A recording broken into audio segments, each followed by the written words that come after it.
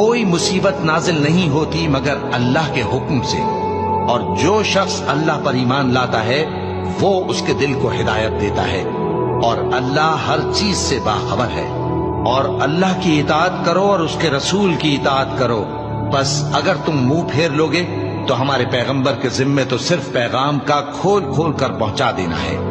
اللہ جو معبود برحق ہے، اس کے سوا کوئی عبادت کے لائق نہیں، تو مومنوں کو چاہیے کہ اللہ ہی پر بھروسہ رکھیں۔ مومنوں، تمہاری بیویوں اور اولاد میں سے بعض تمہارے دشمن بھی ہیں، سو ان سے بچتے رہو، اور اگر معاف کر دو اور درگزر کرو اور بخش دو تو اللہ بھی بخشنے والا ہے، مہربان ہے۔ تمہارا مال اور تمہاری اولاد تو آزمائش ہے، اور اللہ کے ہاں بڑا اجر ہے، سو جہاں تک ہو سکے اللہ سے ڈرو اور اس کے احکام کو سنو